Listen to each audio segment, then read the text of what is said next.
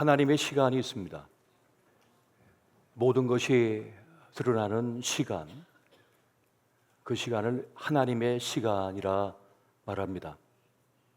감추어졌던 것이 그 실체를 드러내어서 도무지 깨닫지 못했던 것들을 깨닫는 시간이 온다는 것입니다. 그것이 하나님의 시간입니다. 고린도전서 13장 12절을 보면 이런 말씀이 있습니다. 우리가 지금은 거울로 보는 것 같이 희미하나 그때에는 얼굴과 얼굴을 대하여 볼 것이요 지금은 내가 부분적으로 아나 그때에는 주께서 나를 아신 것 같이 내가 온전히 알리라. 희미하여 이것이 무엇인지 알지 못했고 일이 왜 일어났는지 그 일에 연유를 전혀 몰랐었는데 이후에 하나님의 시간이 오면은 그때에 우리는 모든 것을 밝히 알게 될 것이다. 그렇게 말씀하고 있는 것입니다. 우리는 저마다 자기 삶의 저자로서 자기의 이야기, 서사를 써내려가고 있습니다. 그런데 우리의 이야기가 더 큰 하나님의 구원 이야기의 일부분이 되고 있다는 것을 성경은 말씀해 주고 있습니다. 그렇게 볼 때 신앙생활이라고 하는 것은 하나님의 큰 구원의 이야기를 이루기 위한 우리의 몫을 우리가 차지하고 감당하고 있다는 것입니다. 오늘 우리가 올려드리는 예배, 우리의 섬김, 우리의 수고의 많은 시간들, 그 모든 시간들은 그냥 흘러 사라지려 가는 것이 아니라 하나님의 구원의 큰 그림, 큰 역사 속에 한 몫을, 한 부분을 차지하고 있다는 것입니다. 그림 기법 중에 점묘법이 있습니다. 점 하나를 찍었을 때는 이것이 무엇을 말하는지, 어떤 그림을 그릴지 도무지 알 길이 없습니다. 2개를 찍어도 마찬가지입니다. 한 100개를 찍어도 여전히 모르겠습니다. 오리무정입니다. 1000개를 찍어도 알까 말까입니다. 그런데 시간이 거듭되고 이제 어느 정점에 이르게 되면 윤곽이 드러나기 시작합니다. 아, 이게 사자 그림이구나. 산을 그린 것이구나. 도시를 그린 것이구나. 운동하는 아이들을 그린 것이구나. 때가 이르러서야 비로소 이 그림이 어떤 그림이고 무엇을 말하는지, 어떤 목적을 가진 그림인지를 비로소 깨닫게 되는 것입니다. 전혀 어울릴 것 같지 않은 것이 어울리게 되고 도무지 납득이 되지 않던 것이 납득이 되며 깨닫는 그때 이제 그림의 실체가 드러날 때라는 것입니다. 그때 비로소 무릎을 치면서 아, 그렇구나. 그래서 그 일이 있었구나. 그 사건이 있었구나. 그 일이 필요했구나라고 하는 것을 안다는 것입니다. 그렇게 하나님의 구원의 큰 이야기 속에 나의 이야기가 있고 나의 삶의 시간이 녹아 들어갔다고 하는 사실을 알게 될 때 우리는 삶의 큰 보람, 위로를 경험하게 됩니다. 그냥 나 우주 속에 먼지처럼 사라지는 거 아니야. 죽으면 끝이 아닌가 하는 생각이 들 때가 있습니다. 내가 이렇게 열심히 공부했고 열심히 달려왔고 이렇게 수고했는데 내가 죽어버리면 그냥 우주 속에서 먼지처럼 사라지는 거 아닌가. 물리학에서는 내가 내뱉는 소리조차 사라지지 않고 지구를 떠돌다가 우주를 떠돈다고 하는데 나는 어떻게 되는 것인가 라고 생각할 때가 있습니다. 그런데 무의미해 보이는 나의 삶, 나의 실수조차도, 실패조차도 하나님의 큰 구원의 계획과 역사 속에 있다, 이야기 속에 있다고 하는 사실을 깨달을 때에 우리는 삶의 위로, 보람을 느끼게 된다는 것입니다. 작게만 보였던 내 삶, 그저 사소하게만 느껴졌던 내 일상, 그런데 그것이 결코 작지 않다, 사소하지 않다라고 하는 것을 말하는 것입니다.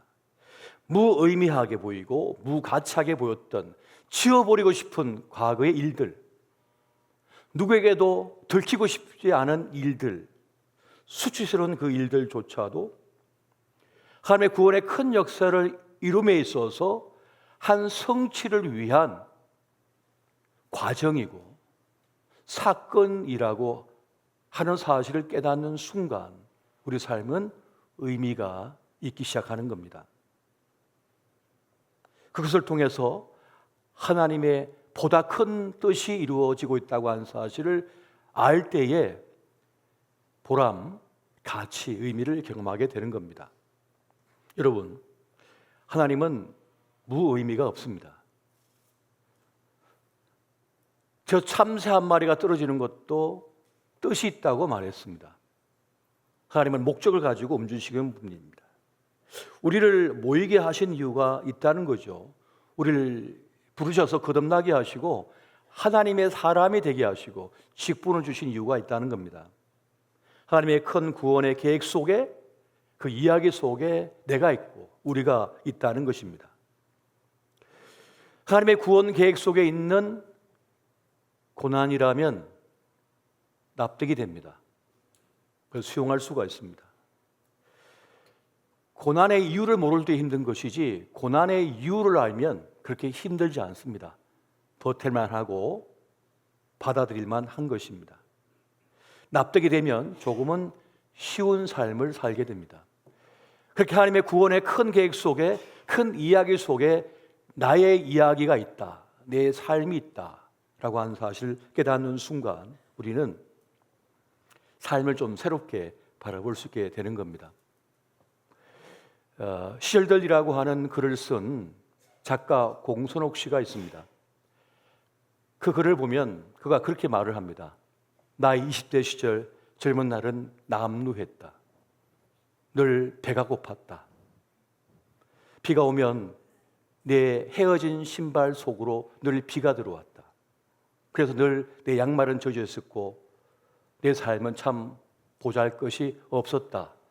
그런데 지금의 나를 만든 것은 바로 그때였다. 그렇게 적고 있습니다. 제가 그 글을 읽으면서 참 위로를 많이 받았어요. 아, 지금의 나를 위하여 그 고난이 있었구나. 지금의 어려움과 힘듦은 나중에 나를 위한 것이구나 하는 것을 조금이나마 깨닫게 되었습니다. 그렇습니다. 진주는 그냥 만들어지지 않습니다. 몸속에 들어온 모래와 싸움을 합니다. 그걸 고통을 이겨내기 위해서 계속해서 점액질을 내뿜습니다. 액체를 내뿜어요. 그러한 가운데에서 점점 진주가 커집니다. 나중에는 영롱한 값비싼 보석이 되죠. 그것처럼 고난은 우리를 더 큰 사람으로 만들어내고 더 깊이 있는 인생으로 만들어낸다는 겁니다. 그래서 고난은 나중에 간증거리가 됩니다.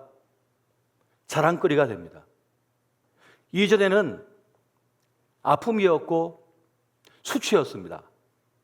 잊어버리고 싶은 기억들이었습니다. 그런데 어느 순간 그것은 도리어 나를 더 영광스럽게 만들고 보배롭게 만드는 과정이었음을 고백하게 되는 겁니다. 그렇게 하나님께서는 우리의 인생을 헛되게 방치하지 않습니다. 무의미가 되도록 포기하지 않으십니다. 우리의 악이라도 손으로 바꾸어내시는 하나님의 은혜가 하나님의 구원이심을 믿으시기 바랍니다. 하나님의 구원하심은 죽어서 천국만 가는 게 아닙니다. 지금 우리의 삶을 더 가치 있고 보배롭게 만드는 것, 의미 있게 만드는 것이 하나님의 구원의 또 다른 차원임을 우리는 알고 믿을 수 있어야 하겠습니다. 그렇게 볼 때 구원의 큰 계획, 큰 그림 속에 내 삶이 있다. 나의 수고가 있다. 나의 애씀이 있다고 하는 사실을 알 때에 우리는 지난날의 과거의 상처, 아픔, 실패조차도 부끄러운 것이 되는 것이 아니라 도리어 자랑거리가 되고 그래서 말할 수 있는 사람이 되는 것입니다. 그런데 우리가 알아야 될 사실이 있습니다. 고난을 함부로 해석해서는 안 된다는 것입니다. 많은 이들이 하나님 없이 고난을 해석하려다가 다칩니다. 누군가를 정죄하고 누군가를 비난합니다. 아버지 때문이야, 어머니 때문이야, 당신 때문이야. 그때 그 일을 그렇게 결정하지 않았더라면, 그 길을 가지 않았더라면 이런 일은 없었을 텐데 하면서 서로를 비난하고 공격합니다. 책임을 묻습니다. 따집니다. 하나님 없이 고난을 해석하면 서로를 고통스럽게 만들고 그래서 벗어나지 못하며 그게 묶인 인생이 되고 마는 것입니다. 서로를 종자하고 비난하다가 한 세월이 다 지나가는 거예요. 20대를, 30대를, 40대를, 50대를, 60대를 평생을 남 모망만 하다가 누군가를 비난만 하다가 그렇게 인생이 고통으로 점철되는 겁니다. 그러나 하나님을 모시고 하나님의 구원 계획과 큰 그림 안에서 나의 인생의 고난과 고달픔을 바라볼 때 우리는 그 아픔을 성화시키는 더 높은 차원으로 바라보는 그러한 기적을 맛보게 됩니다. 요셉의 고난 해석법을 한번 보겠습니다. 창세기 45장 5절부터 8절까지 말씀 우리 같이 한번 보겠습니다. 자, 시작. 당신들이 나를 이곳에 팔았다고 해서 근심하지 마소서. 한탄하지 마소서. 하나님이 생명을 구원하시려고 나를 당신들보다 먼저 보내셨나이다. 이 땅에 2년 동안 흉년이 들었으나 아직 5년은 밭갈이도 못하고 추수도 못할지라. 하나님이 큰 구원으로 당신들의 생명을 보존하고 당신들의 후손을 세상에 두시려고 나를 당신들보다 먼저 보내셨나니 그런즉 나를 이리로 보낸 이는 당신들이 아니요 하나님이시라 하니 하나님이 나를 바로에게 아버지로 삼으시고 그 온 집의 주로 삼으시며 애굽 온 땅의 통치자로 삼으셨나이다. 아멘. 우리 고난 속에 하나님의 깊으신 뜻이 있다. 하나님의 구원의 역사가 있다고 하는 사실을 지금 요셉이 말하고 있습니다. 분명히 이복 형들은 악의를 가지고 고의적으로 요셉을 팔았습니다. 요셉을 없애고 싶었던 거예요. 그건 죄악입니다. 그 죄악이 사라지지 않습니다. 여전히 그 죄악은 계속 남아 있습니다. 그리고 요셉은 죽을 고비를 몇 번이나 넘겨야 했습니다. 비참한 젊은 날을 보내야만 했습니다. 누구 때문에? 이복 형들의 고의적인 악 때문에. 그런데 요셉은 그것을 전혀 다른 방향에서 바라보고 있습니다. 그것을 넘어서는 그 실제 있었던 사건을 뛰어넘는 차원에서 바라보고 있습니다. 바로 하나님의 구원 계획 속에 있는 섭리 속에 있는 사건이라고 바라본 겁니다. 전혀 다른 차원으로 자기 삶을 돌아보고 있는 거예요. 그 사건을 해석하고 있는 겁니다. 요셉의 이 고난 해석법은 놀라운 것입니다. 종죄가 남지 않고 비난이 남지 않고 복수심이 남지 않습니다. 복수하는 감정에 묶이지 않게 만들어버렸습니다. 상처에 묶이지 않게 만들어버렸습니다. 남을 저주한 마음에 묶이지 않게 만들어버렸습니다. 하나님의 구원 계획 속에 섭리 속에 내가 있다. 구원하심 속에 내가 있다라고 하는 것을 인정하고 바라볼 때 그 사건을 재해석할 수 있는 능력을 갖게 만들어버렸습니다. 그래서 그것을 넘어서 버리는 거예요. 모든 일이 하나님의 섭리 속에 있다고 하는 사실을 고백하는 그 요셉의 믿음 때문에 그 형들이 고통과 절망과 비참에서 벗어날 수 있게 되었습니다. 잘 이해가 되지 않습니다. 우리의 상식으로는, 우리의 논리로는, 우리 합리로는 도무지가 납득이 되지 않습니다. 그런데 하나님의 구원의 큰 계획 그림 속에, 구원의 역사 속에 내가 있다고 하는 사실을 인정하고 수용하는 순간 고난에 묶이지 않고 상처에 묶이지 않고 저주에 묶이지 않고 복수심에 묶이지 않는 현상이 일어나고 말았습니다. 요셉은 억울함과 복수심에 묶이지 않았습니다. 그것에서 벗어난 삶이 되었습니다. 이것이 하나님을 믿는 믿음의 사람들에게 나타나는 기적이에요. 놀라운 역사인 것입니다.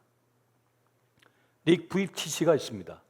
닉 부이치치는 태어날 때 다 성장하지 못했습니다. 짧았습니다.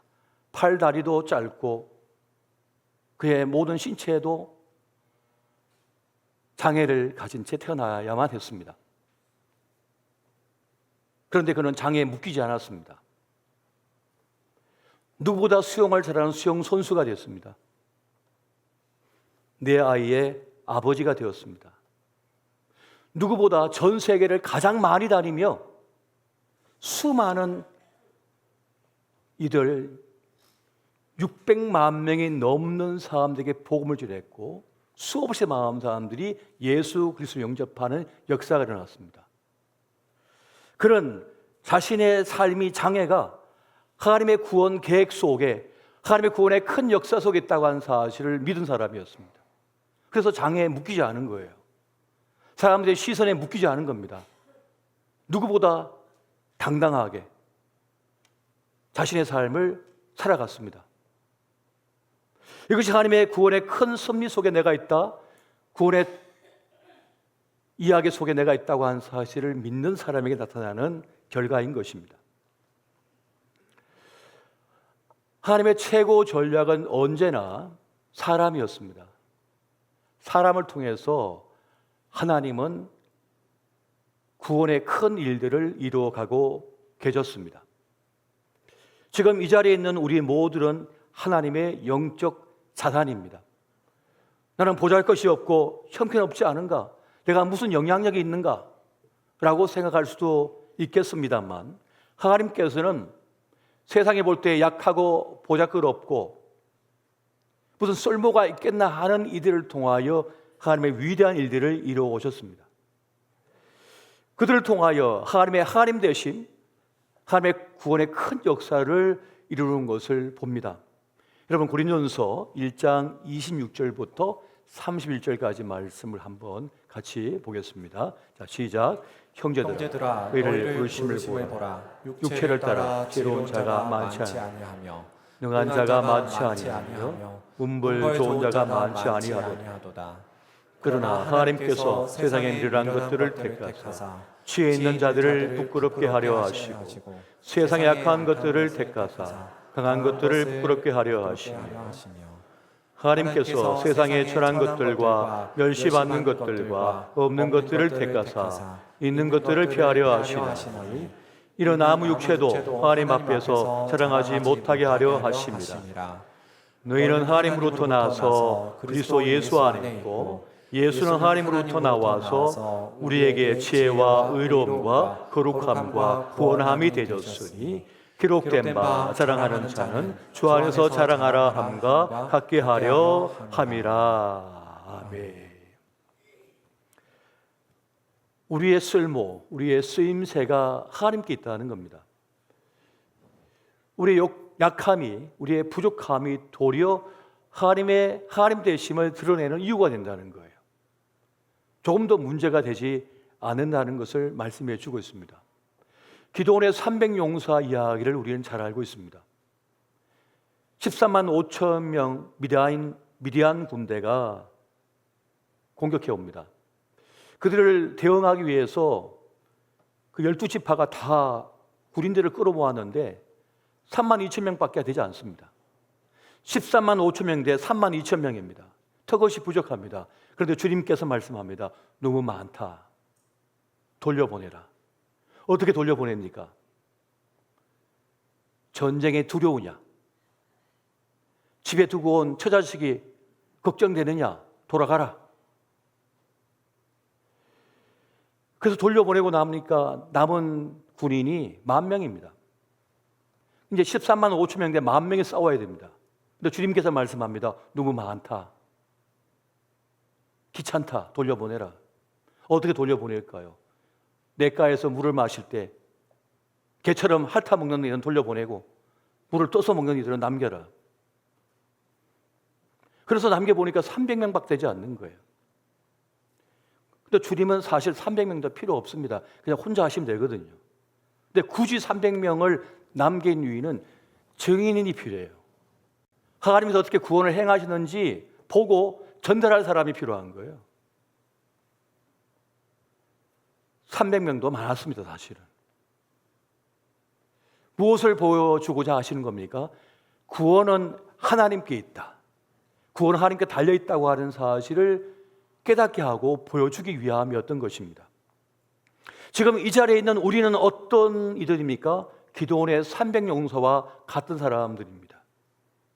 구원은 하나님께 있음을 보고 경험하고 들려줄 사람이 필요한 거예요. 이 세상에. 그래서 우리가 지금 존재하는 것입니다. 우리의 쓸모가 여기에 있는 것이에요. 비록 가난하고 약하고 부족해 보이고 똑똑하지 못하고 큰 재물이 없고 큰 영향력이 없어도 우리를 통하여 하나님의 구원이 이루어진다는 것을 이 세상에 보여주고자 하신다는 것입니다. 우리의 작은 헌신이, 우리의 기도가 하나님 나라의 큰 몫을 감당할 수 있다는 사실을 말씀해 주고 있는 겁니다. 우리의 의미와 우리 삶의 가치가 여기 있는 거예요. 여기 있다고 말씀하는 것입니다. 심지어 하나님께서는 악한 자라도 쓸모가 있다라고 말씀을 하십니다. 악한 자는 악한 때에 쓸모가 있다라고 말씀하는 거예요. 잠언 16장 4절 보니까 여호와께서 온갖 것을 그 쓰임에 적당하게 지으셨나니 악인도 악한 날에 적당하게 하셨느니라. 가룟 유다와 같이 악한 때에 악한 역할을 감당할 누군가가 필요하다는 겁니다. 그래서 악한 자라도 적당하게 쓰임 받는 순간이 있다라고 말씀하는 것입니다. 구원의 큰 계획 속에, 큰 그림 속에 한 부분을 차지하고 있다는 것을 말씀하는 것입니다. 그렇게 하나님의 큰 구원 안에 우리 삶이 있는 겁니다. 우리 삶의 모든 순간이 하나님의 큰 구원 계획 속에 있는 겁니다. 하나님의 큰 뜻이 우리를 통하여 지금 펼쳐지고 있다는 사실을 말씀해 주고 있는 겁니다. 그래서 여러분, 너무 두려워하지 마시기 바랍니다. 너무 걱정하지 마시기 바랍니다. 나 어떻게 살아야 되지? 어떻게 내 삶을 꾸려내야 되지? 우리 젊은 청년들은 어떻게 살아낼 수 있을까? 저는 아버지 어머니 사는 게 답답했는데 막상 20대가 되니까 살 일이 막막한 거예요. 집은 장만할 수 있을까? 결혼을 할 수 있을까? 제대로 내 인생을 살아낼 수 있을까라고 하는 두려움이 생겨버린 거죠. 또 나이가 들면 내 노인은 어떻게 될까? 죽으면 어떻게 될까? 쓸모없는 건 아닌가? 쓸모없음에 대한 두려움이 생기는 거예요. 젊었을 때는 쓸모가 있었죠. 똑똑하고 일도 많고 헌신도 할 수 있었는데 이제 나이가 드니까 기억도 예전만큼 못하고 물건도 제대로 들지도 못하고 차량도 제대로 못하고 어디에 쓸모가 있나? 도리어 자식들에게 짐은 되는 거 아닌가? 교회에 짐은 되는 거 아닌가? 라고 생각할 수가 있는 거예요. 하지만 우리의 삶의 의미도 죽음의 의미조차도 주님께 맡겨드릴 때 우리는 평안을 누리게 되고 그리고 하나님의 구원의 큰 역사 속에 내 삶이 있다고 하는 사실을 깨닫는 순간 우리는 두려움에서 벗어나 평안을 누리는 사람이 될 수가 있는 것입니다. 주님 안에서 평안을 누리시기 바랍니다. 주님 안에서 우리 삶은 의미가 있습니다. 가치가 있습니다. 주님께서 말씀합니다. 네 삶 자체가 나에게 쓸모가 있다고. 너가 있었기 때문에 하나님의 일이 이루어졌다고. 나중에 시간이 흘러 이제 모든 것을 환하게 일목요연하게 볼 때에 내가 10대 시절, 내가 20대 시절, 30대 시절, 40대 시절, 50대 시절, 내 노년의 시절에 내가 그 현장 속에 있었던 이유를 깨닫는 겁니다. 그 수고의 헌신의 땀방울 흘린 이유가 여기에 있었구나 하는 사실을 깨닫게 되는 거죠. 지금은 기억도 가물가물한데 말이죠. 제가 군 출신 아닙니까? 공군 소령 출신. 그래서 군의 역사와 전쟁의 역사와 작전 이런 걸 배우잖아요. 그러면 여기만 전투가 있고 작전이 필요한 게 아닙니다. 전 세계 대전이 일어난다면 각 지역마다 전 후방 각지에서의 전장터가 있는 거예요. 필요한 물자가 있고 필요한 사람들이 필요한 거죠. 거기서 해야 될 작전 수행이 있는 거예요. 그래서 감당해야 될 몫이 있는 거예요. 여기서는 적을 잡아두고 여기서는 하늘로 통해서 공군을 보내서 영공을 장악하고 저 해군 해병은 바다와 바다 심해 속에 들어가서 적을 공략하고 하는 그런 모든 전략이 있는 거예요. 전술이 있는 거잖아요. 그 하나님의 구원의 큰 계획과 역사 속에 우리 삶의 한 부분이 있는 겁니다. 주님께서 그렇게 우리를 쓰신다는 거예요. 그리고 그 어둠의 터널, 고난의 터널이 없었으면 우리가 없습니다. 지금의 내가 없는 거예요. 꼭 그 고난의 터널을 거쳐야만 사람다운 사람이 되고 믿음 가진 사람이 될 수가 있는 겁니다. 그래서 주님께서는 우리의 삶의 어둠도 밝음도 다 쓰시는 것입니다. 주님의 은총의 손길에 여러분의 삶을 맡겨드리시기 바랍니다. 악이라도 손으로 바꾸내시고 어떤 것도 헛됨이 되지 않게 만드시는 하나님이십니다. 하나님께서는 이 우주 만물을 만드시고 이 피조 세계를 만드셨잖아요. 우리는 필요 없다고 잘라 버린 것들이 있는데 주님께서는 다시 순환시킵니다.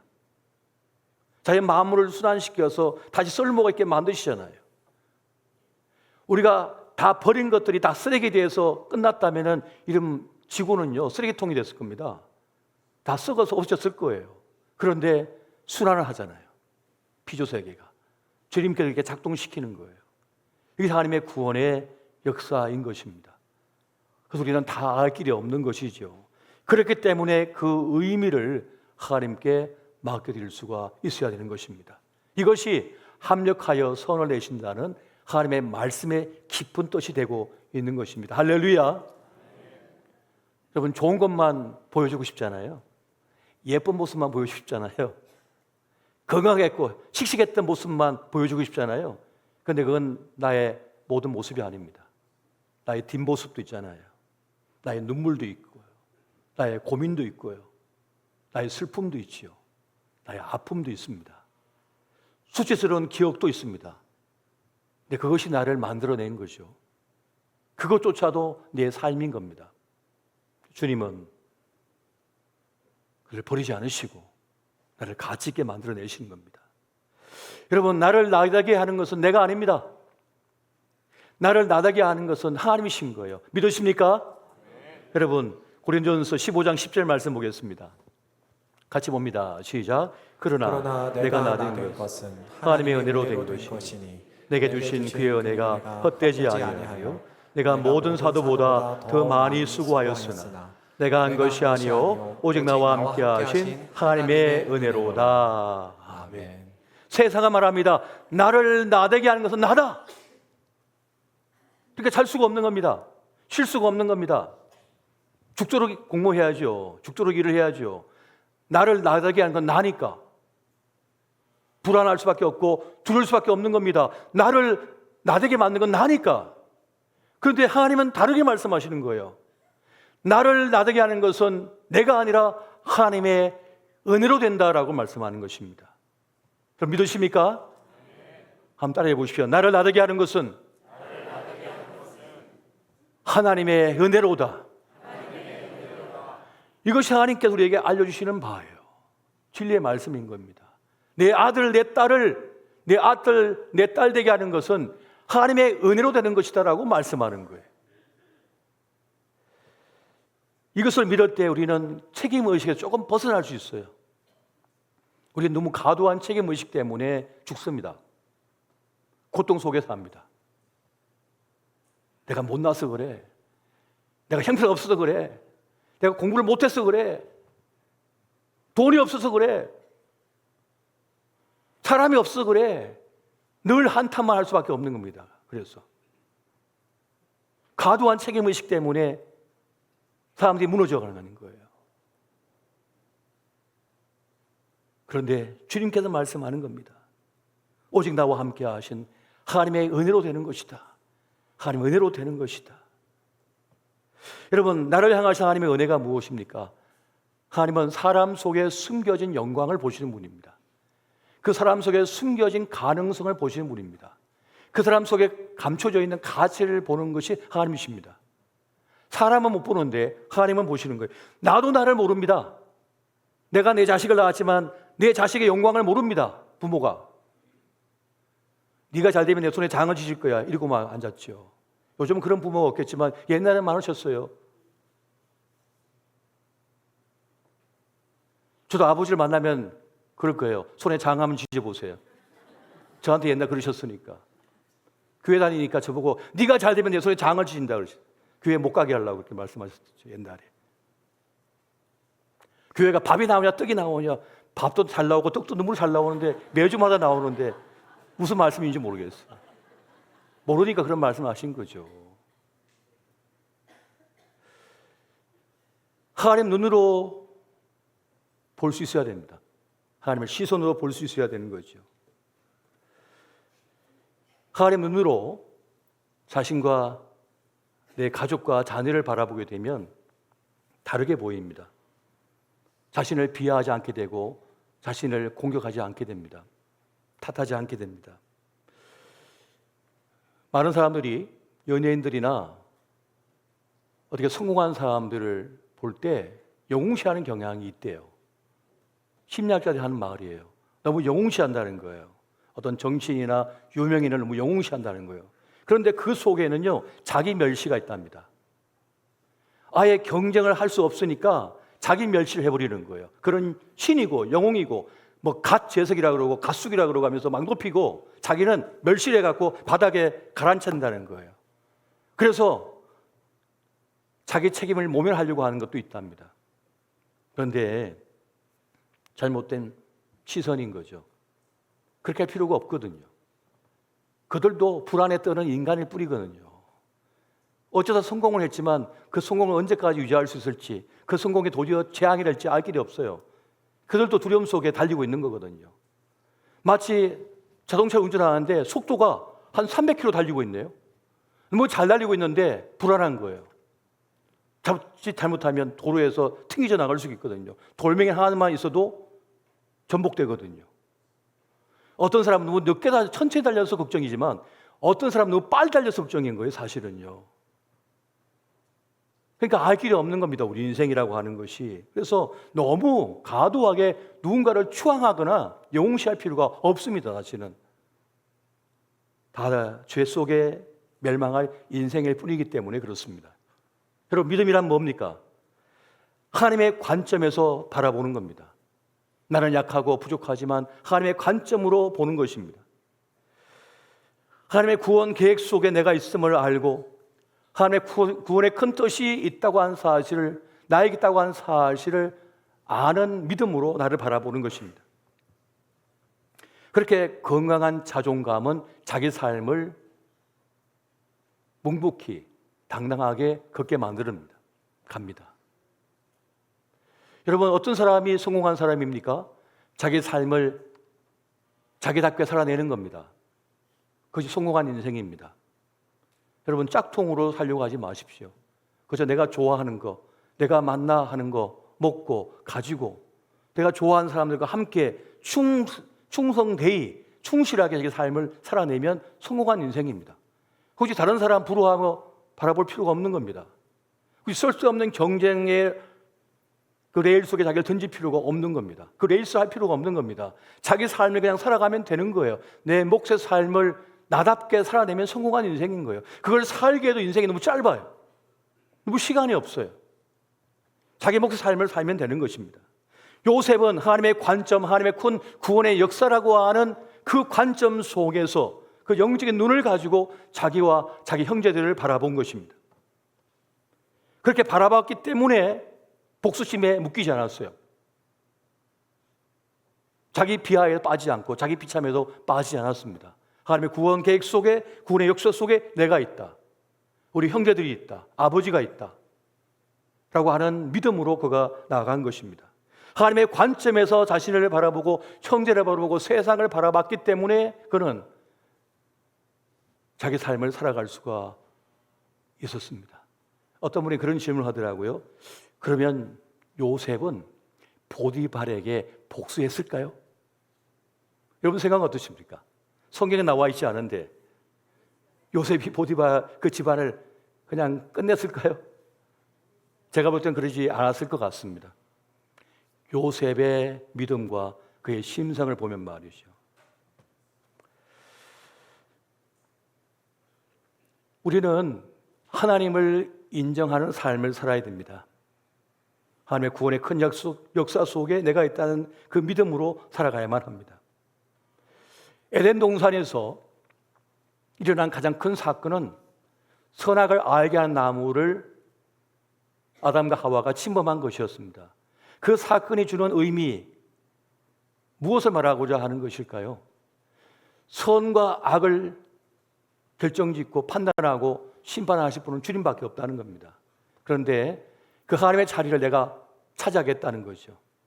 나의 생각, 나의 판단, 나의 심판이 옳다. 내가 중심이 되어야 된다는 것을 말하는 거죠. 선악의 기준이 자기가 되겠다는 것입니다. 그래서 얼마나 많은 사람들이 선악의 판단을 하면서 사느라 고통스러운지 모르겠습니다. 자기 자신을 판단하고 심판합니다. 스스로 심판합니다. 자기를. 스스로 다른 사람을 심판합니다. 판단하고요. 그래서 사람을 잃습니다.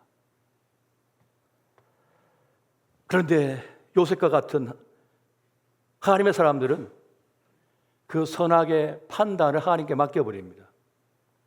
하나님의 구원의 큰 역사 속에 내가 있다고 한 사실을 믿어버립니다. 그래서 불행과 아픔을 이겨내버립니다. 끝난 것이 아니라 하나님의 구원 역사 속에 과정에 있다고 하는 것을 믿어버립니다. 여러분, 죽음도 끝이 아닙니다. 하나님의 구원의 큰 역사 속에 보면 죽음조차도 과정에 있는 거예요.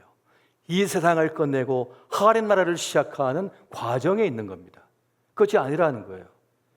구원의 큰 역사 속에 큰 관점으로 보게 되면 우리의 좌절과 실패와 아픔과 상처는 과정 속에 있는 겁니다.